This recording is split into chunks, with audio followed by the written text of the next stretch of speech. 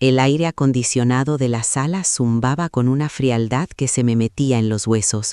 O quizá era solo la mirada de aquel joven, Borja Martínez. La placa con su nombre, director de recursos humanos, brillaba sobre el escritorio de diseño minimalista, casi tanto como la pantalla de su MacBook de última generación.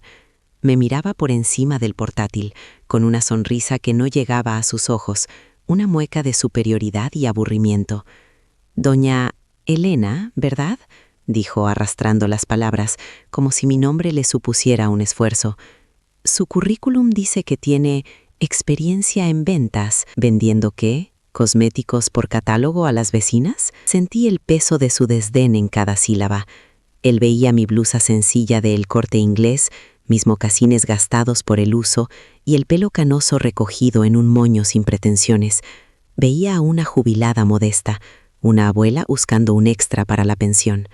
Mal podía imaginar él que la mujer sentada frente a él, en aquella silla incómoda, había construido cada centímetro de aquella oficina del Paseo de la Castellana, y que su traje de Massimo Dutti y su Audi A5 de empresa no pagaban ni una mínima parte del impuesto de sociedades que yo firmaba cada año. Belleza pura no nació en una sala de juntas como esta, con sillas ergonómicas y máquinas de café de cápsulas.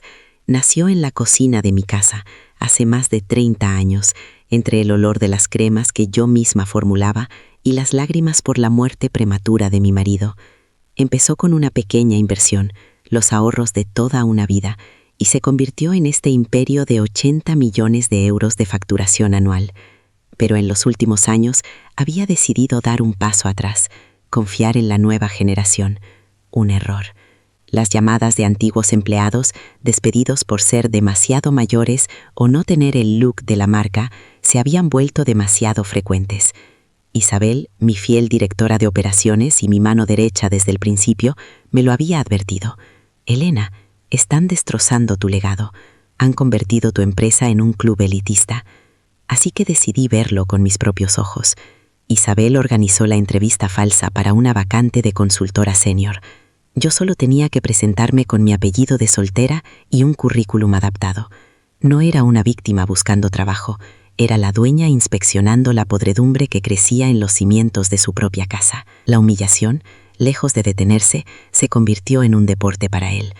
No me preguntó por mis habilidades de negociación, ni por mi conocimiento del producto, que era tan profundo como el de una madre por su propio hijo. Se mofó abiertamente de mi aspecto. «Esa blusa debe ser de mi quinta», comentó con una risita, mirando a un punto inexistente por encima de mi cabeza. Luego atacó mi supuesta ignorancia tecnológica. «¿Sabe usted lo que es un email? ¿Se apaña con el Excel o solo con la calculadora de mano?». Sentí un temblor en las manos, que escondí apretándolas en mi regazo. El café que había tomado por la mañana se me agrió de repente en el estómago, pero mi rostro permaneció sereno, una máscara de dignidad que me costaba un mundo mantener. El golpe de gracia fue de una crueldad exquisita. «Mire, señora, con todo el respeto, nuestro tiempo es oro. Belleza pura es una marca premium. Necesitamos gente con chispa. Usted no da el perfil. Quizá en el equipo de limpieza tengan un puesto. Puedo consultarlo si quiere». Cada palabra suya, cada sonrisa burlona, no era más que un clavo más en el ataúd de su brillante carrera. Y yo, doña Elena, la mujer invisible con su carrito de la compra, era quien sostenía el martillo. Solo tenía que esperar el momento perfecto para dar el golpe final. Mientras sentía el frío de aquella silla de diseño, mi mente no estaba en el Paseo de la Castellana. Estaba a 30 kilómetros y 30 años de distancia, en la pequeña cocina de mi piso de Alcorcón. El aire no olía a ambientador corporativo, sino a cera de abejas y aceite de almendras. Recuerdo el vapor empañando los azulejos mientras removía mi primera fórmula en una olla abollada. Javier se había ido hacía solo 6 meses, y el silencio de la casa era un dolor físico. Le prometí, en su lecho de muerte, que no dejaría que su enfermedad se llevara también mis sueños. Empecé belleza pura con los únicos ahorros que nos quedaban, exactamente 1.200.000 pesetas, el dinero que habíamos guardado para nuestra jubilación. No era solo una empresa, era una promesa, un salvavidas al que me aferré con la fuerza de una náufraga. Cada tarro que llenaba a mano era un acto de desafío contra Inuto y la desesperación. El dinero inicial se evaporó. Los proveedores no fiaban a una viuda con una idea loca. Recuerdo la vergüenza al entrar en un compro oro para vender el brazalete de mi pedida, una pieza de oro que Javier me regaló. Me dieron 150.000 pesetas por él y sentí como si vendiera un trozo de mi piel. Con eso compré envases de cristal y pagué el primer registro de marca. Mis manos, que antes acariciaban a mi marido, estaban ahora permanentemente agrietadas por los químicos. Por la noche me las metía en guantes con la misma crema que fabricaba, no por vanidad, sino para poder seguir trabajando al día siguiente sin que las heridas se abrieran. El olor a rosas y a bisolvente se convirtió en el perfume de mi nueva vida, una vida de lucha solitaria y silenciosa, donde cada peseta contaba, donde cada céntimo era una pequeña victoria contra el abismo. Isabel llegó al cabo de un año. La conocí en el mercado, vendiendo pañuelos.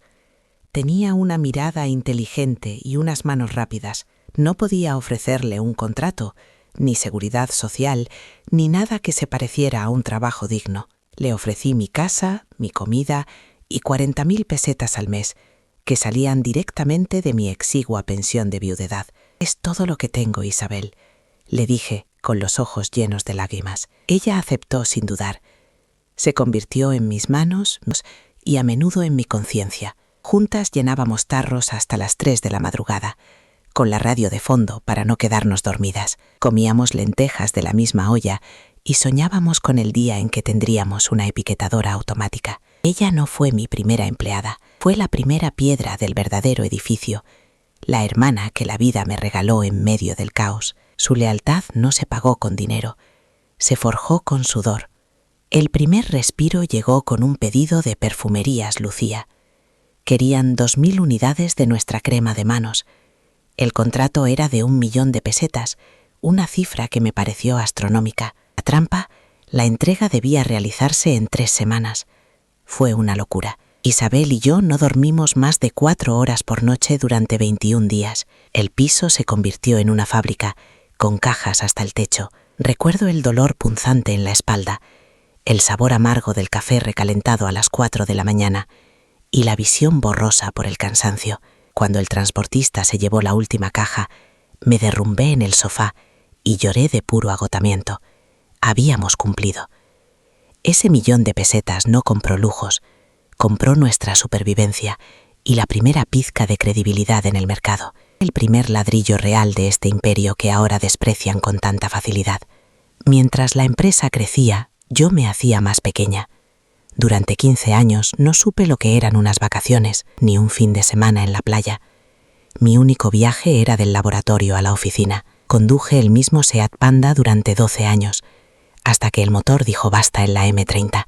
Mis empleadas ya conducían coches mejores. Mi vestuario consistía en batas de laboratorio y 2 trajes de CMA para las reuniones. Cada euro que ganaba la empresa se reinvertía religiosamente. Me asigné un sueldo simbólico de 100.000 pesetas al mes, lo justo para pagar las facturas. Veía a mis amigas ir a cenar, al teatro, y yo me quedaba en la oficina revisando cuentas. No me arrepiento, pero que nadie se atreva a pensar que este imperio se construyó sobre la suerte, se construyó sobre mi renuncia personal, sobre cada pequeño placer que dejé en el camino.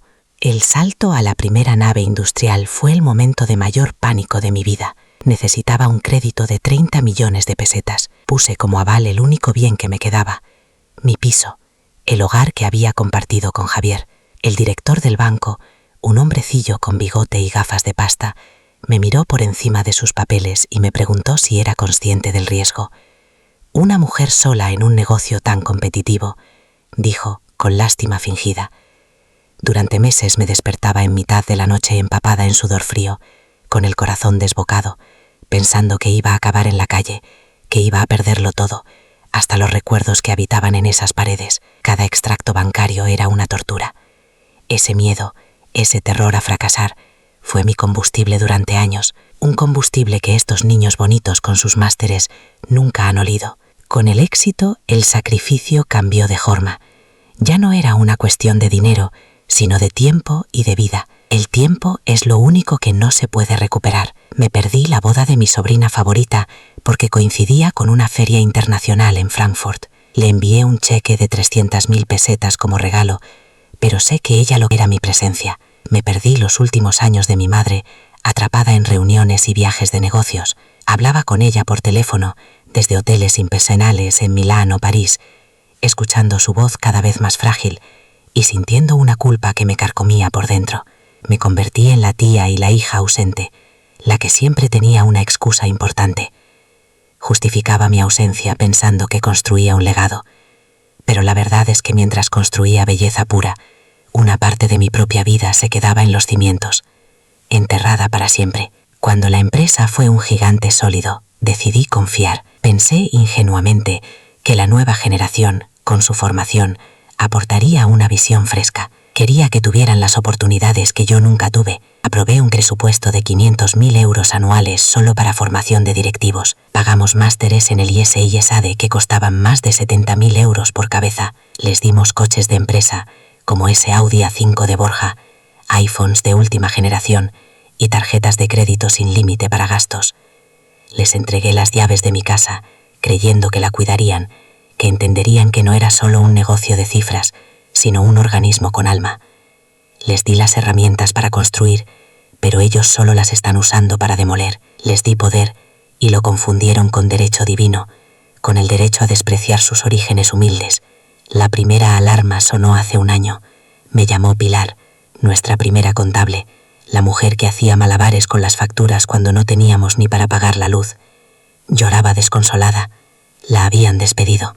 La carta de despido era un insulto, un compendio de jerga corporativa vacía, reestructuración de departamento, optimización de recursos, perfil no alineado con los nuevos valores dinámicos.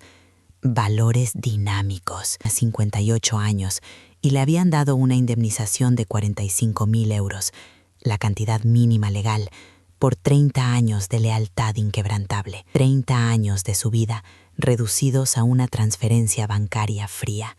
Fue como si me hubieran arrancado un brazo. Comprendí que no estaban podando las ramas secas para que el árbol creciera más fuerte. Estaban envenenando las raíces. Estaban borrando la memoria de la empresa.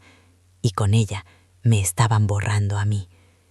Así que cuando me senté frente a Borja Martínez, en esa sala que pagué con mis noches sin dormir, y escuché su desprecio por mi blusa de El Corte Inglés y mis supuestas pocas luces, no sentí solo humillación, sentí el peso de cada uno de esos sacrificios.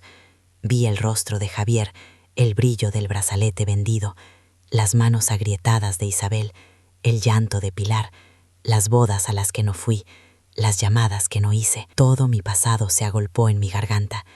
Él no estaba insultando a una anciana anónima que buscaba trabajo, estaba escupiendo sobre el esfuerzo de mi vida entera. Y en ese preciso instante, la mujer vulnerable que entró en esa oficina desapareció. En su lugar resurgió la fundadora, la luchadora, la mujer que lo arriesgó todo.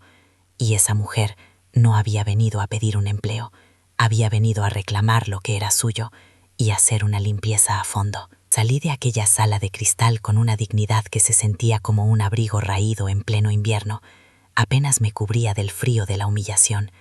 Cada paso que daba por el pasillo de mármol pulido resonaba como un martillazo en mi cabeza. Las palabras de Borja, quizá en el equipo de limpieza, eran como avispas zumbando en mis oídos. No sentía rabia todavía, no. Sentía una profunda y amarga decepción, una tristeza que pesaba más que los 30 años de trabajo a mis espaldas. Me había fallado a mí misma. Había permitido que mi casa, mi legado, se convirtiera en este circo de crueldad y superficialidad. Necesitaba un momento, un instante para respirar, antes de enfrentarme a Isabel, antes de admitir que ella tenía razón, que la podredumbre había llegado hasta el tuétano. Me desvié del camino hacia el ascensor principal, buscando el refugio de un pasillo secundario, un lugar donde la mujer invisible pudiera lamerse las heridas en soledad, lejos de las miradas curiosas. Fue entonces cuando escuché una risa masculina y cargada de arrogancia, que reconocí al instante. Provenía de una pequeña sala de reuniones acristalada, de esas que llaman think tanks, cuyo nombre siempre me pareció una ridiculez. La puerta estaba entreabierta. Dentro, recostado en un sofá de diseño italiano, estaba Borja. A su lado, otro joven directivo, Pablo Cifuentes, del departamento de marketing, un chico al que le habíamos pagado un máster de 80.000 euros en el IES el año anterior. Sostenían tazas de café y hablaban con la relajación de quien se siente dueño del mundo. Una fuerza invisible, una mezcla de masoquismo y premonición, me detuvo en seco. Me pegué a la pared contigua, el frío del pladur traspasando la tela de mi blusa, y me convertí en una sombra, una oyente indeseada en mi propia casa. El corazón me empezó a latir con una fuerza sorda y dolorosa, como un tambor anunciando una catástrofe inminente. Te lo juro, Pablo, era un personaje sacado de Cuéntame cómo pasó, decía Borja, y su voz, despojada de la falsa cortesía de la entrevista, era aún más afilada y cruel. Con su blusita de flores y sus andares de ir a por el pan, casi le pregunto si me traía una barra. Pablo soltó una carcajada sonora, un sonido feo y hueco que retumbó en el pasillo. Joder, qué estómago tienes, Borja. A mí me entra una de esas y llamo a seguridad. ¿Qué quería? ¿Vendernos una enciclopedia a plazos? Se reían de mí, de la mujer que les firmaba las nóminas, con la misma facilidad con la que se comenta el resultado de un partido de fútbol. Cada palabra era un pequeño guijarro afilado que me lanzaban, y yo, invisible al otro lado de la pared, los recibía todos. Sentí como la vergüenza se transformaba en un calor que me subía por el cuello, una indignación que empezaba a hervir a fuego lento en mis entrañas. La conversación, sin embargo, pronto se desvió de la simple burla para adentrarse en un territorio mucho más oscuro y siniestro. Es la última mojicana de la vieja guardia que Isabel intentaba colarnos, continuó Borja, bajando un poco la voz, adoptando un tono conspirador. Pero lo más gordo es que tenemos que empezar a mover el siguiente paso, el plan para demostrarle al Consejo que la imagen de la propia fundadora, de Elena, ya no funciona. Esa estética de abuela que empezó en su cocina es un lastre. Necesitamos a Aitana o a Esther Expósito de embajadoras, no a una señora que compra en el Corte Inglés. El aire se me escapó de los pulmones. No era un insulto a una candidata anónima, era un ataque directo a mi persona, a mi historia. No estaban simplemente gestionando mal la empresa, estaban conspirando activamente para borrarme, para declararme obsoleta en el imperio que yo misma había construido con mis manos. El frío de la pared pareció congelarme la sangre en las venas. El mundo se detuvo. El zumbido del aire acondicionado, los lejanos teléfonos, todo desapareció. Solo existían esas palabras.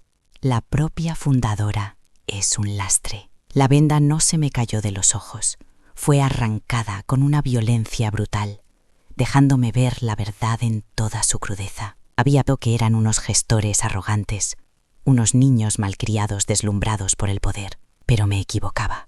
Eran víboras, víboras que había alimentado y cuidado, a las que les había dado el calor de mi confianza, que ahora planeaban morderme para quedarse con el nido. La ingenuidad me pareció de repente el más estúpido de los pecados. La tristeza se evaporó, y en su lugar quedó un vacío helado, el vacío que precede a las peores tormentas, la calma antes de la destrucción total. Había subestimado su ambición, su falta de escrúpulos. Pablo Cifuentes, el niño del máster de 80.000 euros, añadió la última palada de tierra sobre mi tumba de inocencia. Tranquilo, el plan de renovación de talento, como lo llamamos ahora, va sobre ruedas. Ya hemos prejubilado a más de 30 empleados mayores de 55. Un ahorro neto de 1,2 millones de euros en salarios este año, dijo, con el orgullo de un estratega militar. Con eso da para pagar mi bono de objetivos y la entrada de tu nuevo Porsche Macan, ¿no crees? Volvieron a reír. Aquella risa era el sonido de la traición más absoluta. El dinero que se estaban ahorrando al echar a la calle a gente como Pilar, a gente que había dedicado su vida a belleza pura, estaba pagando sus coches de lujo y sus vidas de nuevos ricos. La lealtad de mi gente, convertida en cuero para los asientos de un deportivo alemán. La náusea fue tan intensa que tuve que apoyarme en la pared para no caerme. Ya no había espacio para la pena. La tristeza había sido incinerada y de sus cenizas surgió una furia fría, cortante y lúcida como un bisturí. Era una rabia que no gritaba, sino que calculaba, una rabia que no nublaba el juicio, sino que lo afilaba hasta convertirlo en un arma. Mis manos, que antes temblaban de humillación, ahora estaban quietas, cerradas en puños apretados a los costados de mi cuerpo. La mujer vulnerable, la jubilada modesta, la viuda que pedía una oportunidad. había muerto en ese pasillo. Había sido asesinada por la arrogancia de 2 niñatos que se creían los reyes del mundo, sin saber que solo eran bufones en la corte de la verdadera reina. Y la reina acababa de despertar y estaba furiosa. El dolor se había transmutado en un propósito. Ya no se trataba de salvar el alma de mi empresa. Se trataba de impartir justicia. Me separé de la pared lentamente, con una calma que me sorprendió a mí misma. Me alisé la blusa, no por coquetería, sino como un soldado que se ajusta el uniforme antes de la batalla final. Cada músculo de mi cuerpo estaba tenso, vibrando con una energía nueva y peligrosa. Ya no escuchaba sus risas, solo el sonido de mi propia respiración, acompasada y firme. Di media vuelta, mis mocasines gastados, esos que tanto desprecio le habían causado a Borja, resonaron sobre el mármol con una autoridad que nunca antes habían tenido. No caminé hacia la salida para huir. Me dirigí con paso firme e inexorable hacia el ascensor privado, el que subía directamente al ático, a la planta de presidencia. La reunión con Isabel ya no era para lamentarse. Era un consejo de guerra. La caza había comenzado. Y yo, la abuela invisible, era la cazadora. Cuando las puertas del ascensor privado se cerraron, el silencio del cubículo fue como un bálsamo. No me permití ni una sola lágrima. El llanto era un lujo para el que no tenía tiempo. Una debilidad que Borja y Pablo habían confundido con mi naturaleza. En el breve trayecto hacia el ático, la mujer humillada se deshizo capa por capa, como una piel de serpiente. Lo que quedó fue algo mucho más antiguo y duro. La empresaria que había negociado con tiburones financieros y había sobrevivido a 3 crisis económicas. Isabel me esperaba en la puerta, con el rostro contraído por la preocupación, lista para consolarme. Pero cuando me vio, su expresión cambió. No vio a una víctima, vio a una generala a punto de entrar en batalla. Puse una mano en el hombro, con una firmeza que la sorprendió. Isabel, lo que oí fue mucho peor de lo que imaginábamos, con una voz que no reconocía como mía, una voz gélida y precisa. Pero no vamos a lamentarnos, vamos a actuar. Necesito que canceles todas mis citas de la semana y consígueme una copia de los contratos de alta dirección de Borja Martínez y Pablo Cifuentes. Y por supuesto, el vídeo de mi entrevista. Lo quiero todo en mi despacho en 10 minutos. Isabel, mi fiel Isabel, no hizo preguntas, asintió con la cabeza, sus ojos reflejando una mezcla de alivio y temor ante mi repentina transformación. Mientras ella se movía con la eficacia de siempre, yo entré en mi despacho, un santuario de maderas nobles y vistas panorámicas sobre el paseo de la Castellana que no había pisado en meses. No me senté en mi sillón de cuero, me quedé de pie, mirando la ciudad a mis pies, el mismo paisaje que había contemplado durante años mientras tomaba decisiones que afectaban a miles de familias. La rabia seguía ahí, pero ya no era un fuego incontrolado. Se había convertido en un bloque de hielo en el centro de mi pecho, un motor frío que impulsaba cada uno de mis pensamientos. No se trataba de una simple venganza, de un arrebato de orgullo herido, se trataba de una desinfección. Una cirugía mayor para extirpar un cáncer que yo misma, por negligencia, había permitido que creciera en el corazón de mi empresa. Tenía que ser metódica, implacable y sobre todo silenciosa. El estruendo vendría después, cuando ellos ya no tuvieran escapatoria. Esa noche, en la soledad de mi casa, me serví un brandy, algo que no hacía desde la muerte de Javier. Sostuve la copa, sintiendo el calor del licor en la palma de mi mano, y revisé los documentos que Isabel me había conseguido. Los contratos eran una obra de arte de la arrogancia. Cláusulas de blindaje por valor de 300.000 euros, bonos por objetivos absurdos, coches de empresa de alta gama. Lo leí todo con una calma quirúrgica, buscando la grieta, la letra pequeña que ellos, en su soberbia, habrían pasado por alto. Y la encontré. Una cláusula de ética y conducta, un párrafo estándar que mi primer abogado insistió en incluir en todos los contratos de dirección. Hablaba de actuar con lealtad y preservar los valores fundacionales de la compañía. Sonreí por primera vez en todo el día. No era una sonrisa alegre, era la sonrisa de un depredador que acaba de encontrar el punto débil de su presa. Iban a ser despedidos, sí, pero no se llevarían ni un céntimo de mi dinero. Su propia codicia había firmado su sentencia. A la mañana siguiente hice la primera llamada, no a un miembro del consejo, ni a un directivo, Llamé a Ricardo Méndez, un abogado brillante especializado en derecho mercantil, cuya carrera yo había financiado discretamente hacía 20 años. Su padre había sido uno de mis primeros empleados en la fábrica, un hombre leal y trabajador. Ricardo me debía algo más que sus honorarios. «Ricardo, soy Elena García», dije cuando descolgó.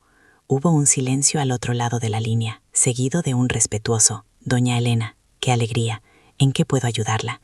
Mi voz fue directa, sin rodeos. «Necesito que prepares el caso de despido procedente más sólido de la historia de este país, por incumplimiento grave del deber de lealtad y daño a la cultura corporativa. Tengo pruebas en vídeo y documentación. Quiero que sea rápido, silencioso y absolutamente demoledor. Y por supuesto, tu discreción es innegociable». Ricardo no dudó. «Considere lo hecho, doña Elena. Envíeme la documentación. Tendrá un borrador de la estrategia legal esta misma tarde». Colgué el teléfono, sintiendo el primer atisbo de control. La maquinaria de la justicia, mi justicia, se había puesto en marcha. El juego de la dualidad comenzó al día siguiente. Tenía que volver a la oficina, mantener las apariencias. Me vestí con mi ropa habitual, la blusa sencilla y los mocasines gastados, y me presenté en la sede central. Evité la planta de dirección y me dirigí a los laboratorios, mi verdadero hogar.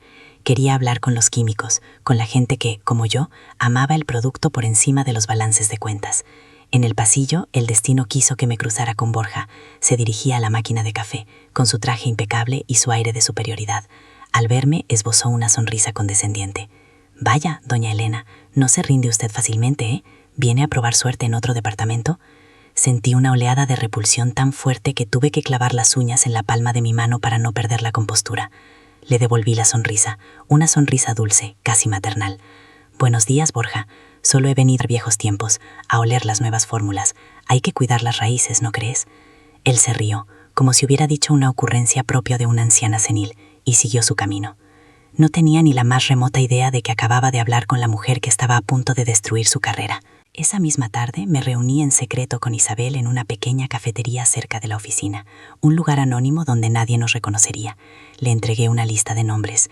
Eran todos los empleados mayores de 50 años que habían sido despedidos o forzados a una prejubilación en los últimos 2 años bajo la dirección de Borja. «Isabel, quiero que contactes a cada una de estas personas», le ordené en un susurro. «Diles que la empresa quiere revisar su caso. Ofréceles la ayuda de nuestro equipo legal, sin costo alguno. Quiero que preparemos una demanda colectiva por discriminación por edad. No por dinero, Isabel, sino por dignidad. Quiero que cada uno de ellos tenga la oportunidad de contar su historia ante un juez». Isabel me miró, con los ojos brillantes de emoción. «Elena, esto es muy arriesgado. Se volverá contra la propia empresa». «No, Isabel», la corregí con suavidad. «Se volverá contra quienes han pervertido la empresa. Belleza Pura pagará lo que deba pagar para reparar el daño, y luego nos aseguraremos de que los responsables paguen por ello. Es hora de limpiar la casa, y la limpieza empieza por reconocer nuestra propia basura». El siguiente paso requería un tipo diferente.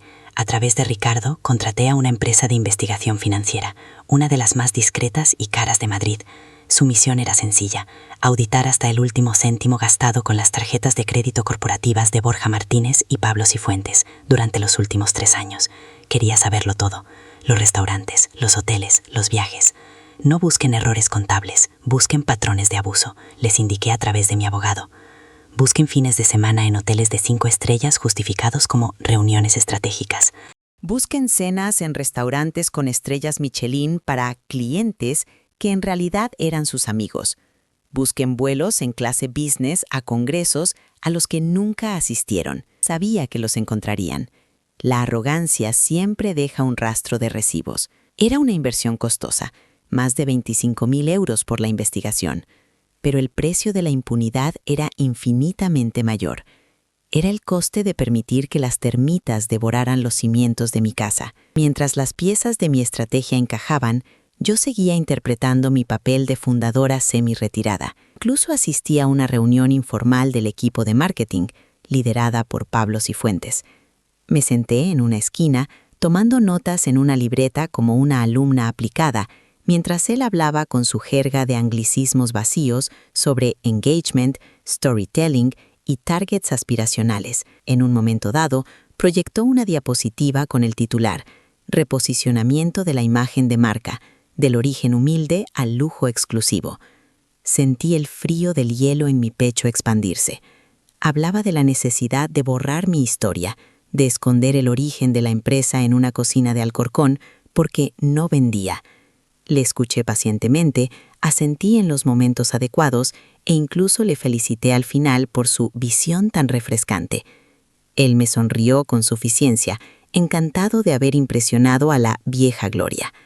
Cada palabra amable que le dediqué era un veneno dulce que él bebía sin sospechar nada. La información no tardó en llegar.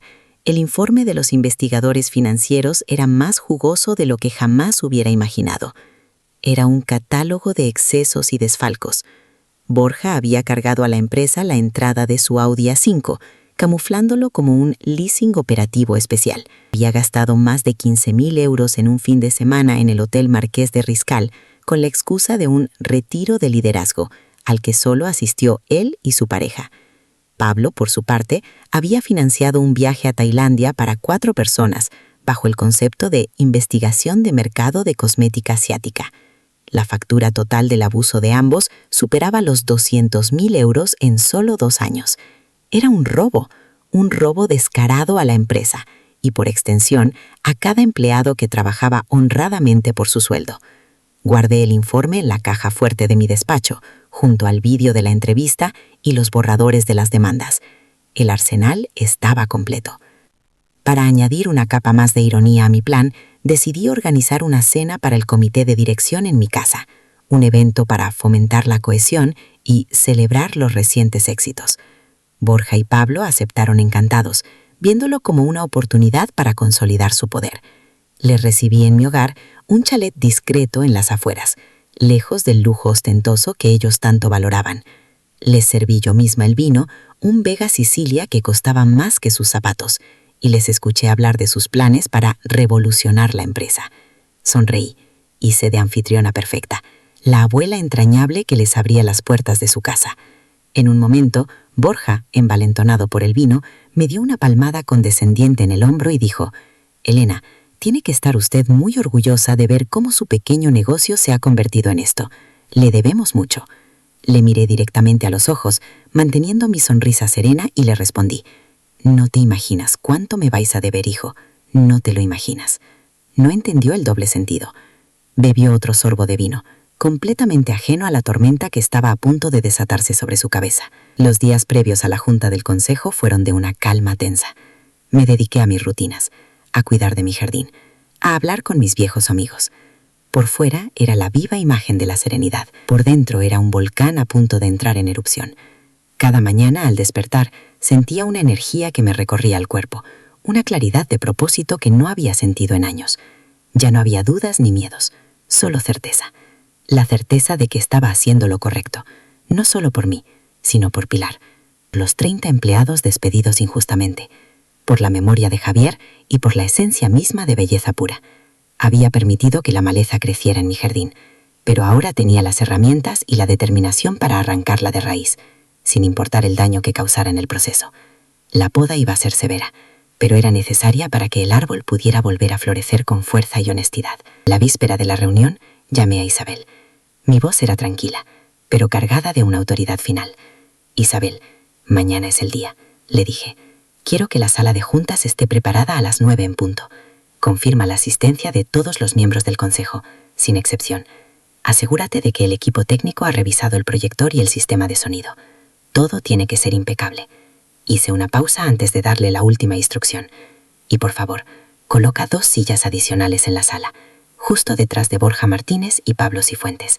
Son para los abogados del departamento de despidos. Quiero que estén presentes cuando se proyecte el vídeo». Isabel guardó silencio un instante, procesando la magnitud de lo que estaba a punto de suceder. Luego, con una voz firme, respondió: «Entendido, Elena. La función está preparada. Solo falta que suba el telón». Colgué el teléfono y miré por la ventana la noche estrellada. La calma antes de la batalla. Mañana por fin se haría justicia. La decisión de convocar la junta no fue un arrebato, sino un movimiento de ajedrez meditado durante una noche en vela. A la mañana siguiente, con la primera luz colándose por las persianas, llamé a Isabel. Mi voz no denotaba la tormenta que se agitaba en mi interior. Era serena, precisa. la voz de la consejera delegada que nunca había dejado de ser. Isabel, convoca una junta extraordinaria del comité de dirección para mañana a las 9. El asunto del orden del día será revisión estratégica de los valores corporativos y capital humano, le dicté, saboreando la ironía de cada sílaba. Asegúrate de que la invitación suene rutinaria, casi burocrática, que piensen que es una de esas reuniones interminables para discutir nimiedades. No quiero que huelan la sangre en él. La invitación era el queso en la ratonera, un cebo de normalidad diseñado para adormecer su arrogancia y atraerlos confiados hacia su propia ejecución pública, donde se sentirían completamente seguros y dueños de la situación. Tal y como había previsto, la reacción de Borja y Pablo fue de una soberbia casi cómica. Isabel me informó discretamente de que los había visto en la cafetería de la empresa, riéndose a carcajadas al recibir la convocatoria. Para ellos no era una amenaza, sino una oportunidad de oro. Era el escenario perfecto para presentar formalmente al Consejo su plan de renovación, para justificar la purga de los veteranos y vender su visión de un belleza pura elitista y sin memoria. Los imaginaba pasando la tarde preparando una presentación en PowerPoint llena de gráficos y anglicismos, ensayando discursos sobre sinergias disruptivas. Se sentían los protagonistas de la función, los jóvenes visionarios que por fin iban a recibir la bendición del consejo para enterrar a la vieja guardia. Su confianza era mi mayor aliado. La soberbia es el velo más grueso que existe, uno que les impediría ver el abismo que se abría a sus pies hasta que fuera demasiado tarde para frenar la caída. Mi preparación, en cambio, fue silenciosa y letal. Mientras ellos diseñaban diapositivas, yo afinaba los instrumentos de su destrucción. Mantuve una última videoconferencia con Ricardo Méndez, mi abogado. Repasamos cada detalle legal, cada cláusula de sus contratos que íbamos a esgrimir. Quiero que todo sea impecable, Ricardo. No quiero que puedan aferrarse a ningún tecnicismo, le insistí. Su despido no debe ser solo procedente, debe ser ejemplar. Una lección para cualquiera que vuelva a confundir esta empresa con su coto privado de casa. Después hablé con el jefe de seguridad, un hombre que llevaba 20 años en la empresa y cuya lealtad era inquebrantable. Le di instrucciones claras y concisas sobre cómo proceder una vez que yo diera la señal. No habría escándalos, solo una salida rápida, silenciosa y humillante. Cada llamada, cada instrucción, era un nudo más en la red que estaba tejiendo a su alrededor. Red invisible, pero irrompible. Esa noche, la víspera del juicio, no me permití sentir nervios, solo una profunda y solemne determinación. En la quietud de mi salón, me serví una copa de ese Vega Sicilia que Borja había bebido con tanta displicencia en mi casa. Sostuve la copa, observé el color granate del vino a contraluz y brindé en silencio por Javier. Lo prometí, cariño, susurré al aire. Prometí que protegería nuestro sueño. No era un acto de venganza personal, o al menos no solamente. Era el cumplimiento de un deber sagrado. Era una cuestión de honor, de restaurar el alma de algo que habíamos creado con amor y sacrificio. Me sentía como una cirujana, a punto de realizar una operación delicada y dolorosa, pero absolutamente necesaria para salvar la vida del paciente. El tumor de la arrogancia y la crueldad iba a ser extirpado de raíz, y yo no iba a temblar al empuñar el bisturí. A la mañana siguiente, me levanté antes del amanecer. El ritual de vestirme fue un acto deliberado, una declaración de intenciones. Abrí el armario y descarté los trajes de chaqueta que solía usar en mis años de gestión activa. Busqué en el fondo hasta encontrar las prendas que había usado en la fatídica entrevista. La blusa sencilla del Corte Inglés, con su discreto estampado floral. Los mocasines gastados que habían sido objeto de su burla. Me vestí con ellas. No eran un disfraz de víctima, sino mi uniforme de batalla. Quería que al entrar en esa sala, lo primero que vieran fuera un espejo de su propia vileza. Quería que su memoria se activara, que un destello de inquietud les recorriera la espina dorsal, antes de que pudieran comprender lo que estaba sucediendo. Era un arma psicológica, un recordatorio visual de que la mujer a la que habían despreciado y humillado había vuelto para juzgarlos, vestida exactamente igual que el día que firmaron su sentencia de muerte. El trayecto en coche hacia el Paseo de la Castellana fue extrañamente tranquilo.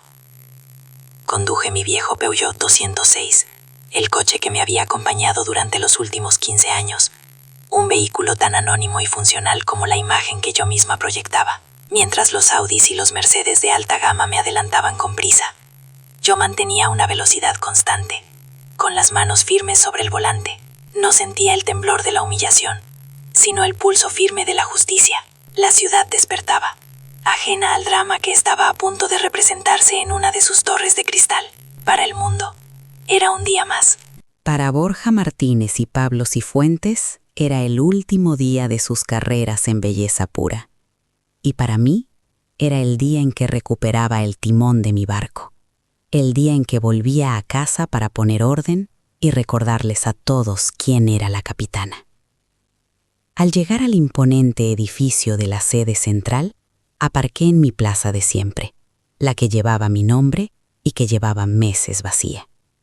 El aparcacoches, un hombre mayor llamado Luis, me vio y sus ojos se abrieron de par en par. «Doña Elena, qué alegría verla por aquí», exclamó, con un respeto genuino que contrastaba brutalmente con la condescendencia de Borja. Le sonreí con calidez. «Gracias, Luis. Hoy tenía que venir. Hay cosas que poner en orden». Subí en el ascensor privado, sintiendo el suave ascenso como una metáfora de mi propia resurgencia. Al llegar a la planta de presidencia, el aire olía a éxito, a café recién hecho y a la tensión palpable que precede a las grandes reuniones. Isabel me esperaba en la puerta de la sala de juntas, con el rostro serio, pero con un brillo de anticipación en la mirada. No necesitamos palabras. Un simple asentimiento entre nosotras fue suficiente para confirmar que el escenario estaba listo. Me quedé unos minutos en mi despacho, desde cuya ventana se veía la entrada a la sala de juntas. Los vi llegar. Borja y Pablo entraron juntos, riendo, con sus portafolios de cuero y sus trajes caros. Se les veía relajados, pletóricos, como dos gladiadores a punto de entrar en la arena para un combate que creían ganado de antemano. Saludaron a los otros miembros del consejo con una familiaridad impostada, repartiendo palmadas en la espalda y sonrisas de suficiencia. Se sentaron en sus sitios, abrieron sus portátiles y probablemente dieron un último repaso a su presentación. Eran la viva imagen del éxito corporativo, la encarnación de la nueva era que pretendían imponer. Verlos tan confiados, tan ciegos a su inminente destino, no me produjo placer, sino una fría confirmación de que mi decisión era la correcta. La arrogancia era una enfermedad que requería un tratamiento de choque. Isabel apareció en el umbral de mi despacho. «Están todos dentro, Elena. Los abogados están en la sala contigua, esperando tu señal», me informó en voz baja. Asentí y me levanté de mi sillón. Caminé hacia ella y al pasar a su lado puse una mano sobre su hombro. «Gracias por todo, Isabel, por tu lealtad, por tu paciencia. Ahora vamos a terminar con esto». Juntas, caminamos por el corto pasillo que separaba mi despacho de la sala de juntas. Cada paso sobre la alfombra de lana amortiguaba el sonido, creando un silencio expectante. Mis mocasines gastados, que habían pisado con incertidumbre esos mismos pasillos hacía solo unos días, ahora avanzaban con un propósito implacable. Me detuve frente a la gran puerta de roble. Sentí el frío del picaporte de latón en mi mano y respiré hondo. No era el aliento de una víctima, sino el de una reina a punto de reclamar su trono. Abrí la puerta y entré. El murmullo de las conversaciones se cortó en seco, como si alguien hubiera pulsado un interruptor. Todas las cabezas se giraron hacia mí. Los miembros más antiguos del consejo se pusieron en pie de inmediato, con expresiones de sorpresa y respeto. «Doña Elena», exclamaron varios a la vez, pero mi mirada no se detuvo en ellos. La fijé directamente en Borja Martínez. Su sonrisa se congeló en su rostro. Su piel, normalmente bronceada, adquirió un tono pálido, casi cerúleo. Sus ojos se abrieron con una mezcla de incredulidad y pánico absoluto al reconocer a la mujer de la blusa de flores, a la anciana de la entrevista. Tartamudeó algo ininteligible, una sílaba ahogada. Sin dirigirle una sola palabra, caminé con paso firme hasta la cabecera de la mesa, el lugar que siempre me había correspondido. El silencio en la sala era tan denso que se podía cortar con un cuchillo. La trampa se había cerrado. Con la mano sobre el frío picaporte de la sala de juntas, me concedí una última y profunda respiración. No era una inhalación de nerviosismo, sino un acto deliberado, como un buzo que toma aire antes de sumergirse en aguas profundas y peligrosas. En ese breve instante, Sentí como la última hebra de la mujer humillada, de la anciana invisible con su blusa de flores, se disolvía para siempre. Lo que quedaba era una amalgama de 30 años de sacrificios, de noches sin dormir y de promesas susurradas a la memoria de mi marido. No entraba en esa sala como una víctima buscando compasión, ni siquiera como una jefa furiosa buscando venganza. Entraba como una fuerza de la naturaleza, como la personificación de la justicia kármica, dispuesta a restaurar el equilibrio en el universo que yo misma había creado. La jueza, vestida con las ropas de la ofendida, estaba a punto de entrar en su tribunal. El martillo estaba en mi mano, y el golpe iba a ser sonoro, definitivo e inolvidable para todos los presentes. Empujé la puerta y entré con una calma que pareció absorber todo el sonido de la sala. El murmullo de las conversaciones de negocios, el tecleo de los portátiles, el tintineo de las tazas de café. Todo cesó de golpe, como si el universo entero hubiera contenido la respiración. 12 pares de ojos se giraron hacia mí. Una docena de expresiones que iban desde la más absoluta confusión hasta el respeto reverencial. Los miembros más antiguos del consejo, hombres que me habían visto luchar en las trincheras cuando belleza pura no era más que un sueño en una cocina, se pusieron en pie casi por instinto, con un «Doña Elena» ahogado en sus gargantas, pero yo no les miré a ellos. Mi atención, mi foco, todo el peso de mi presencia, se dirigió como un láser hacia un único punto de la mesa, el rostro de Borja Martínez. Quería que él fuera el primero en entender que la pesadilla que estaba a punto de comenzar llevaba su nombre y su firma. El silencio no era incómodo, era pesado, denso, cargado de una electricidad que presagiaba la tormenta inminente. La transformación en el rostro de Borja fue un espectáculo digno de estudio, una sinfonía de pánico que se desarrolló en apenas 3 segundos. Primero, la incredulidad. Sus ojos parpadearon rápidamente, como si intentaran enfocar una aparición, un fantasma de su reciente crueldad materializado en la sala de poder. Luego, el reconocimiento, la conexión entre la abuelita de la entrevista y la legendaria fundadora de la empresa se estableció en su cerebro con la velocidad de un rayo, y el color huyó de su rostro. No palideció, adquirió un tono blanco cerúleo, el color de la mala cera, enfermizo y translúcido. Su boca se abrió y se cerró como la de un pez fuera del agua, intentando formar una palabra que no llegaba a nacer. Finalmente, un balbuceo casi inaudible escapó de sus labios agrietados. ¿Usted? Era el sonido de un hombre que no solo ve su carrera desmoronarse, sino que comprende, con un terror visceral, que ha insultado a su propio Dios sin saberlo. Ignorando su desmoronamiento con una frialdad calculada, comencé mi lento y deliberado paseo hacia la cabecera de la mesa. Cada paso de mis mocasines gastados, los mismos que él había despreciado, resonaba en el silencio sepulcral con la autoridad de las botas de un general. No miré a nadie más. Sentía las miradas de los demás directivos sobre mí, cargadas de preguntas y de un temor creciente. Pero mi universo en ese momento se reducía a ese pasillo de poder entre la puerta y mi trono. Pasé por su lado, tan cerca que podría haber rozado su traje de Massimo Dutti de 1.200 euros. Su olor, una mezcla de colonia cara y el hedor agrio del miedo puro. No le concedí ni una mirada. Mi indiferencia era un arma mucho más poderosa que cualquier grito o acusación. Era el castigo del desprecio absoluto, la negación de su existencia en el mismo momento en que su mundo se venía abajo. Él, que me había tratado como a una nada, ahora era nada para mí. Al llegar a la cabecera de la mesa, el sillón de cuero negro que llevaba mi nombre grabado en una pequeña placa de latón me esperaba. Era mi sitio, el epicentro desde el que había guiado esta empresa durante décadas. Me detuve detrás de él, pero no me senté. Permanecí de pie, dominando la sala desde mi posición. Mi mano se posó sobre el mando a distancia del proyector, un pequeño objeto de plástico negro que se sentía extrañamente pesado, como si contuviera todo el poder del juicio que estaba a punto de emitir. El tacto frío y liso del dispositivo en mi palma fue un ancla, un recordatorio de mi propósito. Los demás miembros del consejo seguían de pie, inmóviles, como estatuas en un museo de cera, esperando mi primera palabra, la clave que desvelara el significado de aquella escena surrealista. La tensión era tan palpable que se podía saborear en el aire, un gusto metálico a ansiedad y expectación. Finalmente, rompí el silencio. Mi voz, cuando hablé, no fue alta ni temblorosa. Salía clara, firme y con un filo gélido que cortó el aire. Buenas tardes a todos. Disculpen la interrupción. Comencé, con una cortesía tan formal que resultaba amenazante. Hice una pausa, dejando que mis palabras calaran, recorriendo con la mirada cada rostro de la mesa, hasta detenerme, una vez más, en el de Borja. He decidido reincorporarme a mis funciones de supervisión activa con efecto inmediato, y mi primera acción ha sido llevar a cabo una auditoría de cultura en nuestra empresa. Dejé que el término auditoría resonara, sabiendo el pavor que esa palabra inspira en el mundo corporativo, y me gustaría compartir con ustedes los resultados preliminares. Mi tono no admitía réplica, no estaba pidiendo permiso, estaba informando de un hecho consumado, estaba estableciendo sin lugar a dudas que la reina había vuelto a su castillo y que las reglas del juego acababan de cambiar drásticamente. Sin añadir una palabra más, levanté el mando y pulsé el botón de play. El clic del dispositivo fue el único sonido en la sala, un chasquido seco que pareció el disparo de salida de una ejecución.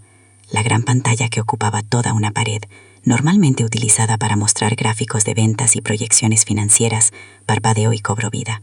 La imagen que apareció no era un gráfico de barras, sino la fría y minimalista sala de entrevistas de la planta baja. En la pantalla, sentada en una silla incómoda, estaba yo, o más bien, la imagen de la mujer vulnerable que había sido unos días antes, con mi blusa de flores y mi moño sencillo. Frente a mí, recostado en su silla con una arrogancia insultante, estaba Borja Martínez. Un murmullo de sorpresa y confusión recorrió la mesa. Pablo Cifuentes, sentado junto a Borja, se inclinó hacia él, susurrando algo con el rostro desencajado. Pero ya era tarde para susurros. El espectáculo había comenzado. La grabación continuó, y la voz de Borja, amplificada por los alta fidelidad de la sala, llenó cada rincón con su veneno. ¿Vendiendo qué? ¿Cosméticos por catálogo a las vecinas? La frase resonó, despojada de cualquier contexto que pudiera suavizarla, revelando su crueldad en estado puro. Vi a varios directivos removerse incómodos en sus asientos. Algunos se sonrojaron de vergüenza ajena, otros miraban la pantalla con la boca abierta, incapaces de creer lo que estaban presenciando. Yo me mantuve impasible, observando mi propia humillación en la pantalla con una distancia casi clínica. Era una experiencia extraña, ver mi dolor desde fuera, pero ya no me afectaba. El dolor se había transformado en el combustible de mi justicia. Cada palabra condescendiente de Borja en la pantalla no era una ofensa para mí, sino un clavo más en el ataúd que él mismo se había construido con su soberbia y su falta de humanidad. La tortura audiovisual continuó, metódica e implacable.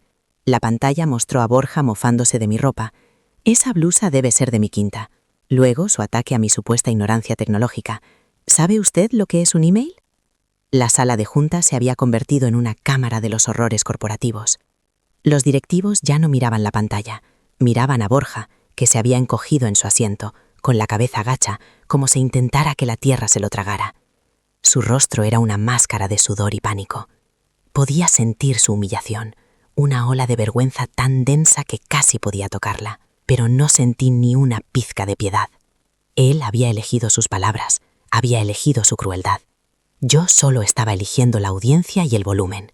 Estaba devolviéndole su propio veneno, obligándole a beberlo gota a gota delante de las personas a las que tanto se había esforzado por impresionar. Entonces llegó el golpe de gracia, la frase final, la que había sellado su destino.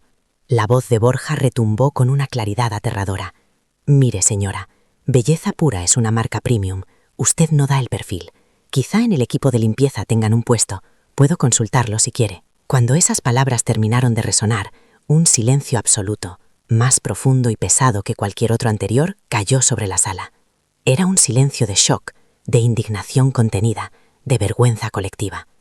En la pantalla, la cámara de seguridad había captado perfectamente mi rostro en ese momento, una máscara de dignidad herida, conteniendo las lágrimas con un esfuerzo sobrehumano. La imagen de esa anciana humillada, que ahora todos sabían que era la fundadora y dueña de todo lo que les rodeaba, fue un puñetazo en el estómago de cada uno de los presentes.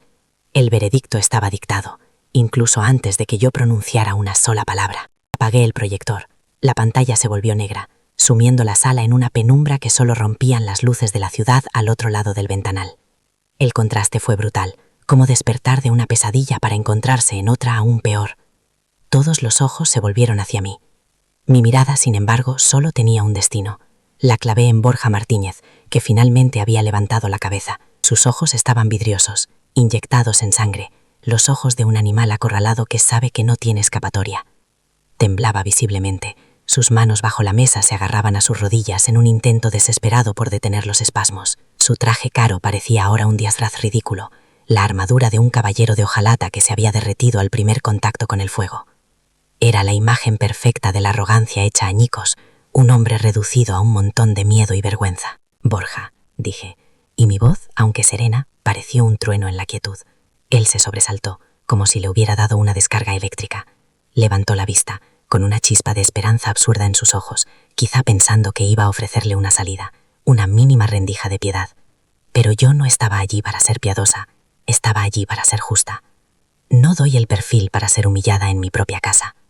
Cada palabra fue pronunciada con una lentitud y una claridad devastadoras, cada sílaba un golpe de martillo sobre su ego destrozado.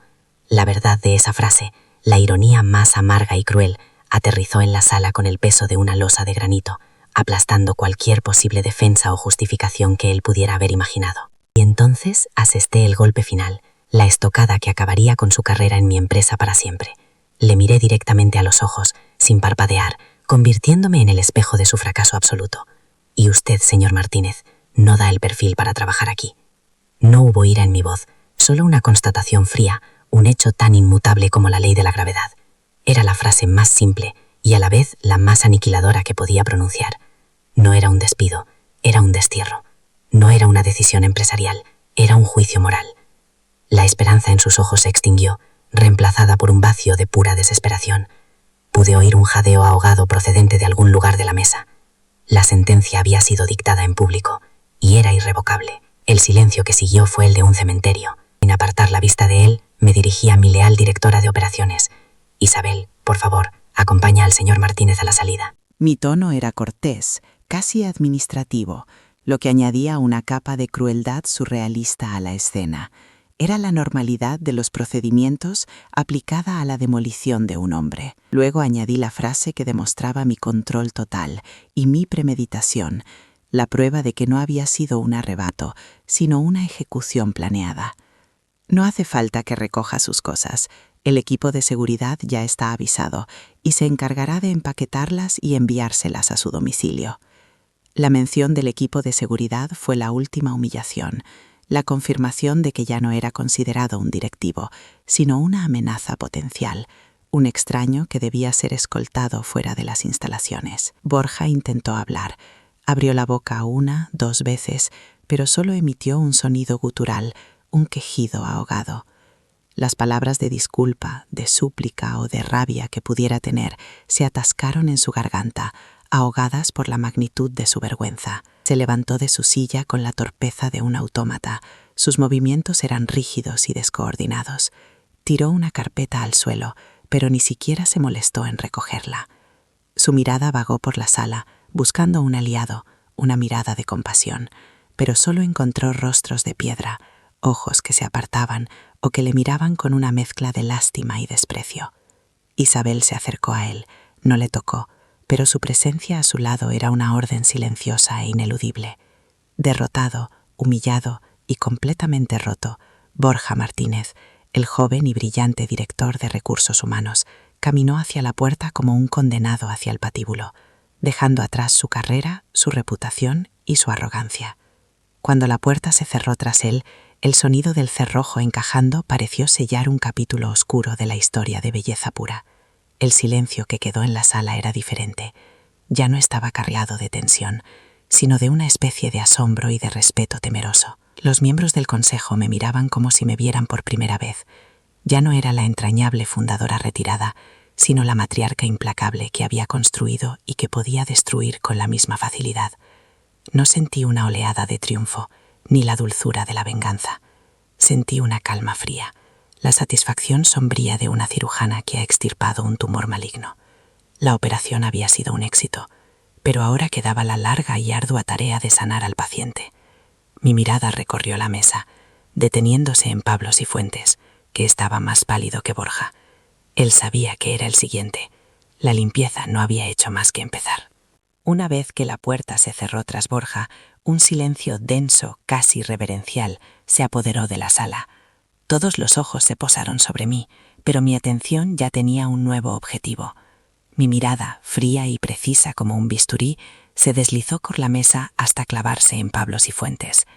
Estaba pálido, intentando hundirse en su carísimo sillón de diseño, como si así pudiera volverse invisible. Intentó una sonrisa temblorosa, un patético intento de desmarcarse de la debacle de su compañero. «Doña Elena, yo no tenía ni idea», empezó a balbucear.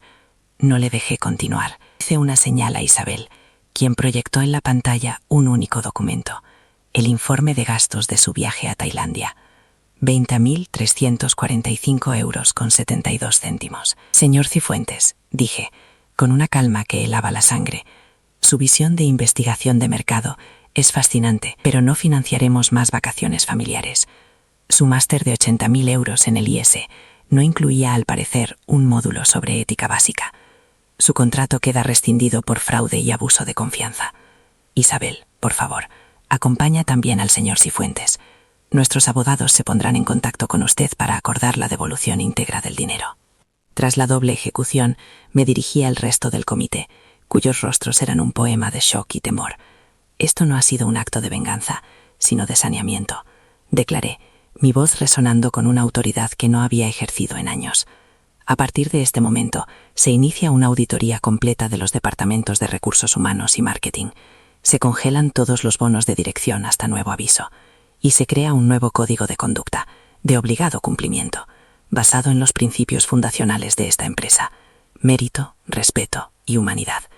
Anuncié la creación de 2 millones de euros destinado a compensar a los empleados despedidos injustamente en los últimos 2 años. Nombré a Isabel como directora de un nuevo comité de ética, con poder de veto sobre cualquier despido. No estaba simplemente podando las ramas secas, estaba arrancando la mala hierba de raíz y volviendo a abonar la tierra que yo misma había labrado con tanto esfuerzo, asegurándome de que nada tan podrido pudiera volver a crecer en mi jardín. La caída de Borja fue tan rápida y estrepitosa como lo había sido su ascenso. Isabel, a través de sus contactos, me mantuvo informada. La empresa, siguiendo mis instrucciones, no se conformó con el despido procedente. Le interpusimos una demanda civil por un importe exacto de 47.850 euros, la suma de la entrada de su Audi A5 de empresa y sus escapadas de lujo a hoteles de 5 estrellas. Tuvo que vender el coche a un precio irrisorio para pagar la primera provisión de fondos de su abogado. Su nombre se convirtió en una leyenda negra en los círculos de recursos humanos de Madrid. Ningún headhunter se atrevía a tocar su currículum tóxico. Los amigos con los que compartía palco en el Bernabéu y cenas en restaurantes con estrella Michelin dejaron de cogerle el teléfono. La última noticia que tuve de él fue que había subarrendado una habitación de su lujoso piso en el barrio de Salamanca para poder hacer frente a la hipoteca. El estatus que tanto adoraba se había evaporado, dejándole solo con sus deudas y su vergüenza. El destino de Pablo Cifuentes fue igualmente miserable, aunque menos sonado. Recibió un burofax de nuestros abogados exigiéndole la devolución íntegra de los 20.000 euros del viaje a Tailandia, con los intereses legales correspondientes. Intentó argumentar que había sido un gasto justificado, pero el informe detallado de sus actividades, que incluía fotos de sus redes sociales en un santuario de elefantes con su familia, desmontó su coartada. Su reputación de gurú del marketing se hizo añicos. Se descubrió que sus aclamadas estrategias de reposicionamiento de marca eran meras traducciones de artículos de blogs americanos. Sin red de contactos y con la mancha del fraude en su expediente, el niño prodigio del IES se vio obligado a volver a casa de sus padres en Móstoles. Su brillante carrera, construida sobre humo y arrogancia, se había desvanecido, dejándole como único activo un título carísimo, que ahora solo servía para recordarle la altura desde la que había caído. Pero mi verdadera victoria no fue verlos caer a ellos, sino levantar a los que habían pisoteado. Convoqué una reunión con los 32 empleados mayores de 50 años que habían sido despedidos. No envié a un abogado. Fui yo, acompañada únicamente por Isabel. Me senté con ellos en una sala modesta. Les miré a los ojos uno por uno, y les pedí perdón. Les expliqué que la empresa les había fallado, que yo les había fallado por mi ausencia. Les ofrecimos no solo la indemnización máxima que marcaba la ley, sino un bonus adicional del 50% como el daño moral. A todos se les ofreció la posibilidad de reincorporarse, y a los que no quisieron, se les pagó un plan de formación para reciclarse profesionalmente. Pilar, mi primera contable, rechazó volver. Con el dinero de la indemnización, cumplió el sueño de su vida: abrir una pequeña librería de barrio. Verla sonreír el día de la inauguración fue para mí el verdadero dividendo de toda esta dolorosa batalla. Con la casa limpia y el alma de la empresa en vías de recuperación, por primera vez en 30 años me tomé unas vacaciones de verdad. Isabel, a quien nombré consejera delegada con plenos poderes, prácticamente me echó de la oficina. Ahora te toca a ti, Elena. Vete y descansa, me dijo. Y le hice caso. No me fui a un resort de lujo en las Maldivas, como habrían hecho Borja o Pablo. Metí unas pocas cosas en una mochila y me fui a hacer el Camino de Santiago, una promesa que le había hecho a Javier y que siempre posponía. Durante un mes caminé bajo el sol de Castilla y la lluvia de Galicia. Comí en albergues, dormí en literas y compartí mi historia no con directivos, sino con peregrinos de todo el mundo. Nadie sabía quién era yo. Y en ese anonimato redescubrí a una mujer que había quedado sepultada bajo balances y planes de negocio. Sentí el peso de mis mocasines gastados sobre la tierra y comprendí que la verdadera riqueza no estaba en la facturación, sino en la libertad de caminar a tu propio ritmo. Ha pasado un año. Belleza pura no solo ha sobrevivido, sino que ha florecido. La historia de mi regreso, filtrada a la prensa por un empleado anónimo, se convirtió en un fenómeno viral. La autenticidad se puso de moda. Y nosotros éramos el ejemplo perfecto. Las ventas aumentaron un 20%. Nuestra nueva campaña de publicidad, protagonizada por empleados leales de todas las edades, incluida Pilar posando feliz en su librería, ganó un premio internacional. He cedido la presidencia ejecutiva a Isabel, aunque conservo mi puesto en el consejo. A veces bajo a la oficina sin avisar, no para supervisar, sino para disfrutar del nuevo ambiente. Me siento en la cafetería, y es maravilloso ver cómo los nuevos becarios se sientan a mi mesa para charlar, no por interés, sino por un respeto genuino. La chispa de la que hablaba Borja no estaba en los trajes caros, ni en la juventud. Estaba en la humanidad que habíamos estado a punto de perder, y que ahora brilla más que nunca. Ahora paso la mayor parte del tiempo en mi jardín, con las manos manchadas de tierra, cuidando de mis rosas. A veces, mientras podo una rama seca, pienso en todo lo que pasó. Comprendí que un imperio empresarial no es más que un castillo de naipes si sus cimientos morales son débiles. Aprendí que el poder no reside en construir algo grande, sino en tener el coraje de proteger su alma, incluso si eso significa destruir una parte de lo que has creado. Mi legado no serán los 80 millones de euros de facturación anual, ni las torres de oficinas en el Paseo de la Castellana. Mi verdadero legado es una cultura de respeto, la dignidad devuelta a 32 familias, y la lección que, espero, haya quedado grabada a fuego en las paredes de esa empresa, que nunca se debe juzgar el valor de una persona por la sencillez de su blusa o el desgaste de sus zapatos. Esos mocasines me llevaron a construir un sueño, y también me dieron la fuerza para salvarlo del olvido.